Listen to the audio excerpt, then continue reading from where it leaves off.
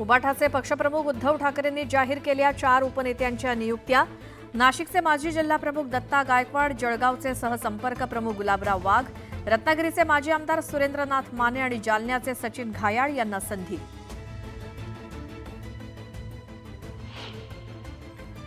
मुंबई विमानतळाच्या टर्मिनल 2 येथून येत्या महिनाअखेर प्रीपेड रिक्षा सुरू होणार। आवश्यक त्या पायाभूत सुविधा, सॉफ्टवेअर आणि अन्य सुविधा उभारण्याचं काम सुरू।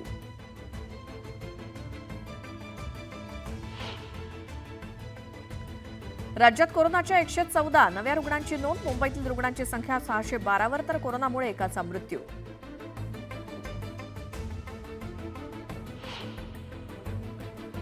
पावसामुळे सुक्या मासळीचा व्यवसाय करणाऱ्या हजारो कोळी महिलांचं मोठं आर्थिक नुकसान। ओला दुष्काळ जाहीर करावा अशी मच्छीमारांची मागणी।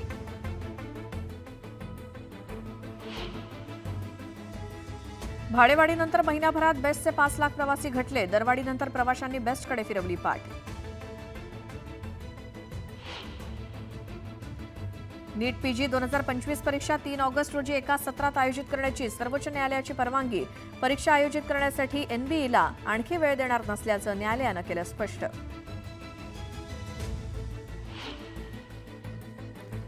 राज्य सामायिक प्रवेश परीक्षा कक्षामार्फत बीबीए, बीसीए, बीबीएम, बीएमएस परीक्षा पुन्हा घेतली जाणार। आणखी विद्यार्थ्यांना प्रवेशाची संधी देण्यासाठी निर्णय।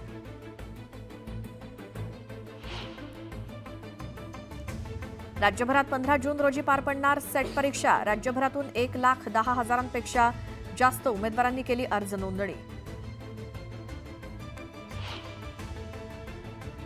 जलसंधारण विभागाच्या 903 योजनांची मान्यता रद्द। रखडलेल्या प्रकल्पांना मुख्यमंत्र्यांचा दणका।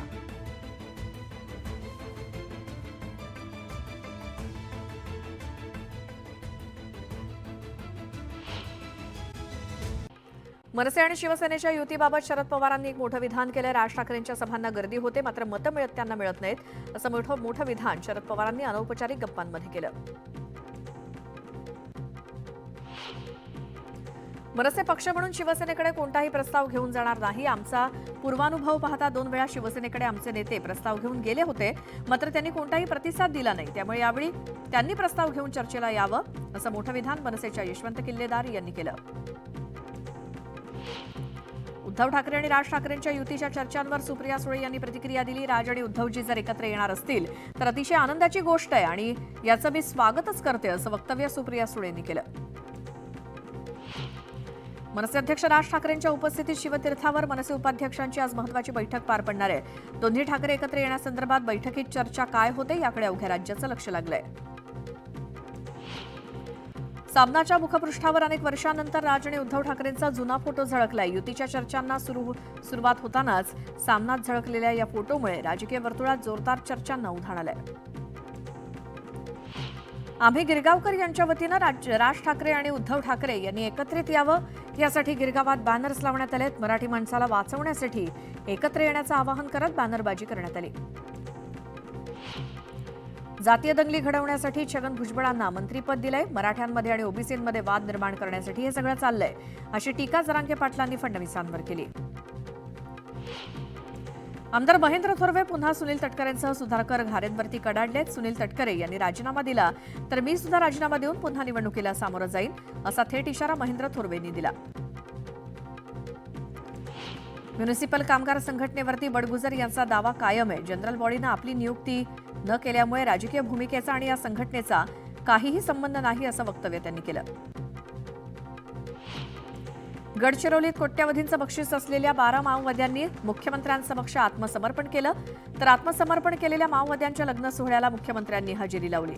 यावेळी मुख्यमंत्र्यांनी पोलिसांचाही गौरव केला।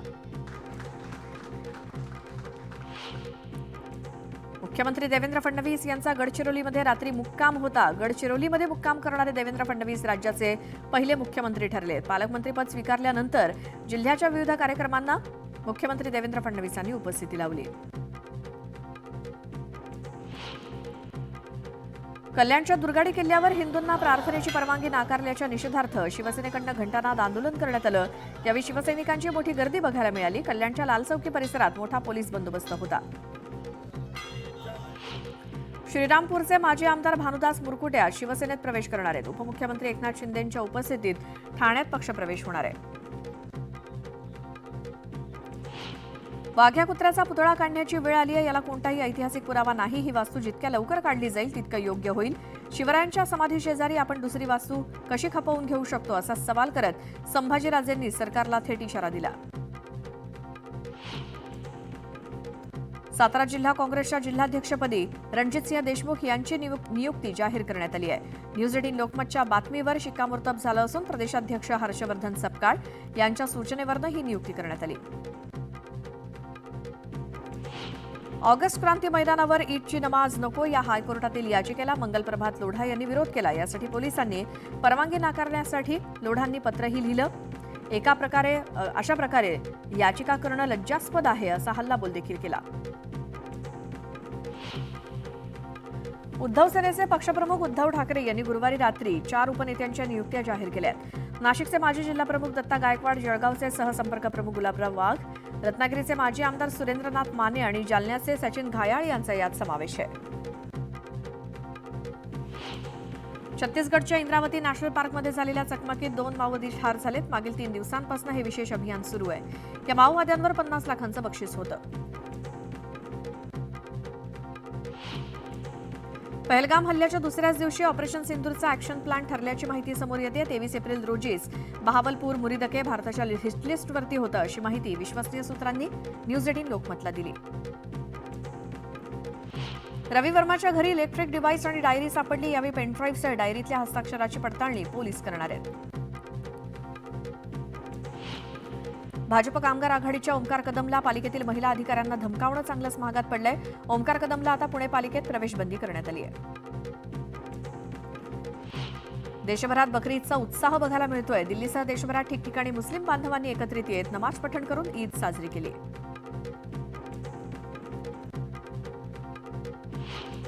तुळजापूर ड्रग्ज प्रकरणातील मुख्य सूत्रधार विनोद उर्फ पिंटू गंगणेला 7 दिवसांपूर्वीच कोर्टानं अटकपूर्व जामीन मंजूर केला होता. मात्र कोर्टानं तोच जामीन फेटाळला असून लगेच पोलिसांनी त्याला न्यायालयाच्या आवारातच ताब्यात घेतलं. कल्याणीनगर अपघात प्रकरणात अल्पवयीन मोटार चालकासह त्याच्या मित्रांच्या रक्ताचे नमुने बदलण्यासाठी ससून रुग्णालयाच्या न्यायवैद्यक विभागाचा तत्कालीन प्रमुख डॉक्टर अजय तावरे याचाच हात होता. अल्पवयीनांचे रक्ताचे नमुने बदलून पुरावा नष्ट करण्याच्या कटात डॉक्टर तावरे सामील असल्याचे पुरावे सरकार पक्षाकडे आहेत अशी माहिती विशेष न्यायालयात देण्यात आली. विविध अभियांत्रिकी आणि देखभालीची कामं करण्यासाठी मध्य रेल्वेच्या मुख्य हार्बर आणि पश्चिम रेल्वे मार्गावरती रविवारी मेगा ब्लॉक घेतला जाणार आहे. मीरा रोड आणि भाईंदर दरम्यान मेट्रो 9च्या गर्डर लॉन्चिंगसाठी 3 दिवस रात्रकालीन ब्लॉक घेण्यात येणार आहे. राज्यात दिवसेंदिवस कोरोना रुग्णांच्या संख्येत वाढ होत असून राज्यामध्ये शुक्रवारी 114 नवे रुग्ण सापडलेत. त्यामुळे रुग्णांची संख्या 1276 वरती पोहोचली आहे. तर मुंबईतील रुग्णांची संख्या 612 इतकी झाली आहे. कोरोनामुळे एका रुग्णाचा मृत्यू झालाय. चिपळूण कराड मार्गावरील कुंभारली घाटात संरक्षक भिंत कोसळल्यामुळे रस्ता खचण्याचा धोका निर्माण झालाय. त्यामुळे रस्ताही खचला तर घाटातील वाहतूक बंद होण्याची भीती आहे. बीडच्या चाकणवाडी इथे आंतरराष्ट्रीय कथाकार पंडित प्रदीप मिश्रा यांच्या शिवमहापुराण कथेचं आयोजन करण्यात आलंय. यासाठी 5 लाख स्क्वेअर फुटांचा वॉटरप्रूफ मंडप घालण्यात आलाय. राज्यातील 5,48,000 धान उत्पादक शेतकरी बोनसच्या प्रतीक्षेत आहेत. 5 महिने उलटूनही धान पिकाला बोनस न मिळाल्यामुळे शेतकरी हवालदिल झालाय. हिवाळी अधिवेशनात 20,000 रुपये हेक्टरी बोनस देण्याचं आश्वासन देण्यात आलं होतं. तेही पूर्ण न झाल्यामुळे संताप व्यक्त होतोय. रायगडच्या रोहा शहरात कुंडलिका नदीच्या तीरावर उभारण्यात आलेल्या शिवसृष्टीचं लोकार्पण खासदार सुनील तटकरे यांच्या हस्ते पार पडलं. या कार्यक्रमाला आदिती तटकरेंसह अनिकेत तटकरे सुद्धा उपस्थित होते. देवाच्या आळंदीत भागवत एकादशीच्या निमित्तानं माऊलींच्या संजीवन समाधी मंदिरात आकर्षक अशी देशी विदेशी फुलांची सजावट करण्यात आली. यावेळी दर्शनासाठी भाविकांनी मोठ्या प्रमाणात गर्दी केली. पुणे नाशिक महामार्गावरती चाकण शहरात प्रचंड वाहतूक कोंडी झाली. जुन्नर नाणेघाट भीमाशंकरकडे जाणाऱ्या पर्यटकांच्या वाहनांनी महामार्ग ठप्प झाला. सकाळपासूनच वाहनांच्या रांगा लागल्या. कुडाळमधल्या नेरूर वाघोसेवाडी इथे ॲटलन्स मॉथ नावाचं दुर्मिळ फुलपाखरू सापडलं. आशियातील जंगलामध्ये आढळणारं हे एक मोठं सॅटर्नेड फुलपाखरू आहे आणि हे फुलपाखरू 12 इंच इतकं मोठं असून फुलपाखराचा वरचा भाग लालसर तपकिरी रंगाचा आहे. आयुर्मान कमी असल्यामुळे ही फुलपाखरं दिवसा विश्रांती घेतात आणि रात्री उडतात. वर्ध्यामध्ये बालसंगोपन योजनेचा बोजमारा उडालाय. जिल्ह्यातील महिला आणि बालविकास विभाग पांढरा हत्ती ठरला असून 2,937 लाभार्थी अद्यापही लाभापासून वंचित आहेत, तर एकल महिलांना 2,250 रुपयांचा लाभ मिळतोय. सिंधुदुर्ग जिल्ह्यातील पुलांची कामं अर्धवट ठेवणाऱ्या ठेकेदारावरती कारवाई करण्याची मागणी सार्वजनिक बांधकाम विभागाचे अधीक्षक अभियंता मिलिंद कुलकर्णी यांच्याकडे उबाठाच्या शिष्टमंडळानं केली आहे. धाराशिव जिल्ह्यातील वडगाव सिद्धेश्वर येथील एमआयडीसी जमिनीच्या मावेजासाठी विष प्राशन करत आत्महत्येचा प्रयत्न करणाऱ्या शेतकऱ्यासोबत जिल्हाधिकाऱ्यांनी बैठक घेतली. बैठक निष्फळ ठरल्यामुळे शेतकऱ्यांनी पुन्हा सामूहिक आत्मदहनाचा इशारा दिलाय. वाशिम जिल्ह्यातील काही भागात खरीप पेरण्या सुरू असून मोजक्याच ठिकाणी पेरणी झालेल्या शेतांमध्ये आता माकडांच्या टोळ्यांनी हैदोस घातला. शेतात घुसून बियाणांवरती ताव मारण्याचं काम माकडांनी केल्यामुळे शेतकऱ्यांकडून माकडांच्या बंदोबस्ताची मागणी होते. समग्र शिक्षण अभियानातून धडगाव तालुक्यातील त्रिशूल इथे बांधल्या जात असलेल्या फायबर फॅब्रिकेटेड शाळेच्या निकृष्ट दर्जाच्या बांधकामावरनं आमदार आमशा पाडवी चांगलेच आक्रमक झाले. त्यांनी थेट शिक्षण विभागाच्या अधिकाऱ्यांसह अभियंत्यांना निकृष्ट दर्जाच्या कामावरनं खडसावलंय. मनमाड भुसावळ दरम्यान तिसऱ्या रेल्वे लाईनचं काम ऑगस्टपर्यंत पूर्ण होऊन हा मार्ग रेल्वेसाठी खुला होईल अशी माहिती मध्य रेल्वेचे महाप्रबंधक धर्मकुमार मीना यांनी दिली. सोलापूर विमानतळावरनं सोलापूर गोवा विमानसेवा 9 जूनपासून सुरू होणार आहे. गोव्यासाठी आठवड्यातनं 4 दिवस विमानसेवा असणार आहे. मुख्यमंत्री देवेंद्र फडणवीस, केंद्रीय विमान वाहतूक राज्यमंत्री मुरलीधर मोहोळ यांच्या उपस्थितीत विमानसेवेचा शुभारंभ होणार आहे.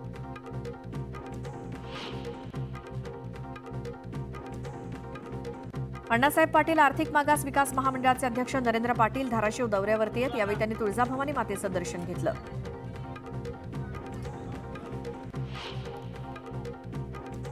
रायगड जिल्ह्यातील संभाव्य दरडग्रस्त गावांच्या संख्येत वाढ झाली आहे. जिल्ह्यात 392 गावांना दरडीचा धोका असल्याची बाब समोर आली आहे. यातील 71 गावं अतिधोकादायक आहेत. पोलादपूर तालुक्यात सर्वाधिक 140 गावांचा समावेश आहे. जिल्ह्यामध्ये डोंगर भागात वसलेल्या गावांचं जिओलॉजिकल सर्व्हे ऑफ इंडियाकडनं सर्वेक्षण करण्यात आलं.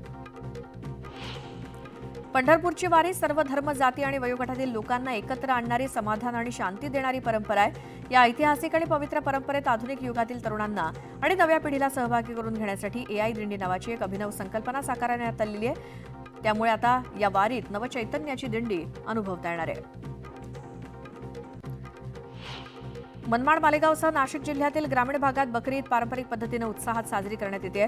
मालेगावात मुख्य ईदगाह मैदानासह इतर 14 ईदगाह आणि सर्व मस्जिदीत लाखो मुस्लिम बांधवांनी ईदची सामूहिक नमाज अदा केली.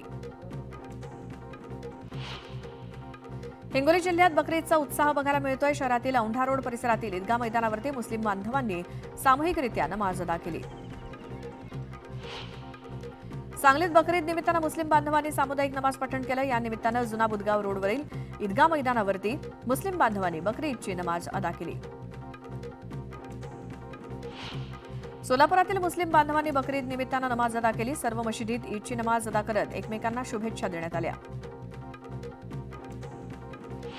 वाशिम जिल्ह्यामध्ये बकरी ईद उत्साहात साजरी करण्यात आली. वाशिम, रिसोड, मालेगाव आणि कारंजा शहरातील ईदगाहवरती मुस्लिम बांधवांच्या वतीनं सामूहिक नमाज पठण करण्यात आलं.